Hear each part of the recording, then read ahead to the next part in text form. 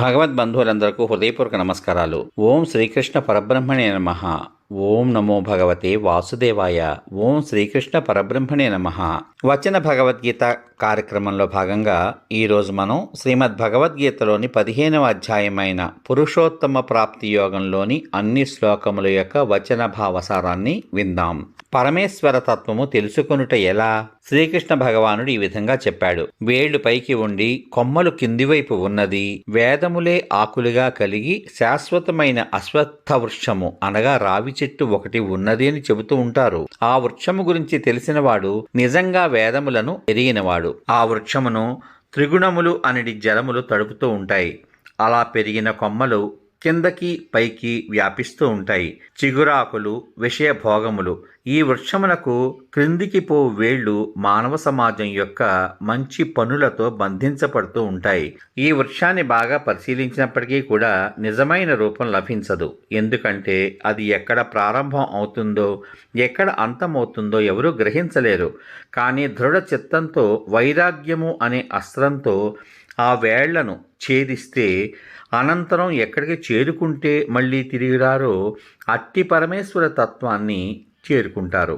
అనాది కాలం నుండి ఎవరి వలన సర్వము ఆరంభమైనదో, ఎవరి వలన సర్వము వ్యాపించిందో ఆ పరమేశ్వరుని శరణు పొందవలే. దురభిమానము, మోహము, ఆసక్తిని, దోషములను జయించిన వారు, శాశ్వత తత్వమును తెలుసుకున్నవారు మరియు సుఖ దుఃఖములు అనే ద్వంద్వముల నుండి విముక్తులైన జ్ఞానులు ఆ పరమపదాన్ని చేరతారు.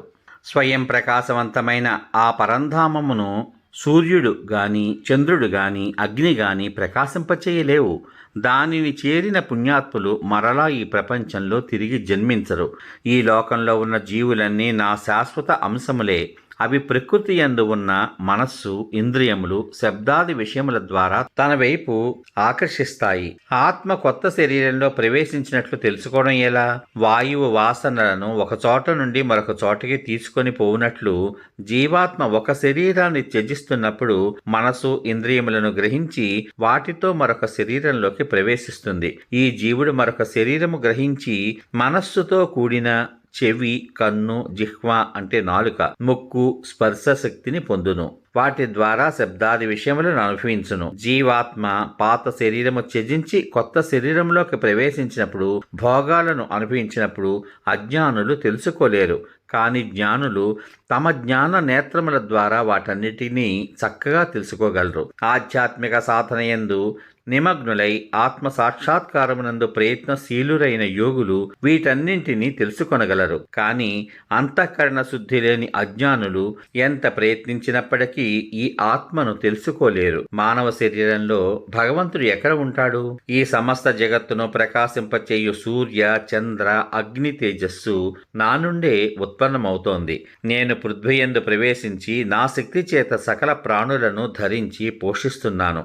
నేను చంద్రుడనై ఔషధులన్నింటికీ జీవరసమును సమకూరుస్తున్నాను. నేను జీవుల యొక్క శరీరమునందు జఠరాగ్నిగా ఉండి 4 విధములైన ఆహారములను జీర్ణం చేస్తున్నాను. నేను ప్రతి ప్రాణి యొక్క హృదయంలోనూ ఉంటాను. నా నుండియే స్మృతి, జ్ఞానము, సంశయములు కలుగుతాయి. వేదముల ద్వారా తెలుసుకొనదగిన వాడను నేనే. వేదాంత కర్తను, వేదములను తెలిసిన వాడను నేనే. జీవులు ఎన్ని రకాలు? ఈ లోకంలో నశ్వరుడు, అనశ్వరుడు అనే 2 రకాల జీవులు ఉన్నారు. భౌతిక ప్రపంచమున ప్రతి జీవియు నశ్వరమే, అంటే నాశనం అయిపోతుంది. ఆధ్యాత్మిక ప్రపంచమున ప్రతి జీవి నాశరహితుడు. ఈ ఇద్దరి కంటే శ్రేష్ఠుడైన పురుషుడు వేరొకడు ఉన్నాడు. అతడే ముల్లోకముల యందు ప్రవేశించి పోషిస్తున్న పరమేశ్వరుడు. ఎలాగంటే నశ్వరమైన, అనశ్వరమైన దానికంటే నేను అతీతుడను. నాశరహితమైన జీవాత్మ కంటే ఉత్తముడు అవుట చేత నేను లోకమునందును వేదముల యందును పురుషోత్తమునిగా ప్రసిద్ధికెక్కితిని. ఓ అర్జున, ఎవడు సందేహం లేకుండా నన్ను పురుషోత్తమునిగా తెలుసుకుంటాడో అతడు భక్తితో నిరంతరము నన్నే పరమేశ్వరునిగా భజిస్తాడు. అత్యంత రహస్యమైన ఈ శాస్త్రాన్ని నీకు తెలిపాను. దీనిని తెలుసుకున్న బుద్ధిమంతుడు జ్ఞాని అయి కృతార్థుడు కాగలడు. ఈ విధంగా ఉపనిషత్తు, బ్రహ్మ విద్య, యోగశాస్త్రము, శ్రీకృష్ణార్జున సంవాదము అయిన శ్రీమద్ భగవద్గీత యందు పురుషోత్తమ ప్రాప్తి యోగము అనే 15వ అధ్యాయము సమాప్తము. ఇంతవరకు మీరు వచన భగవద్గీత కార్యక్రమంలో భాగంగా శ్రీమద్ భగవద్గీతలోని పురుషోత్తమ ప్రాప్తి యోగం అనే అధ్యాయంలోని అన్ని శ్లోకముల యొక్క వచన భావసారాన్ని విన్నారు. రేపటి వచన భగవద్గీత కార్యక్రమంలో భాగంగా శ్రీమద్ భగవద్గీతలోని 16వ అధ్యాయమైన దైవాసుర సంపద్విభాగ యోగములోని అన్ని శ్లోకముల యొక్క వచన భావసారాన్ని వింటారు. ఓం శ్రీకృష్ణ పరబ్రహ్మణే నమః. సర్వే జనా సుఖినో భవంతు. ఓం నమో భగవతే వాసుదేవాయ. శుభమస్తు. స్వస్తి.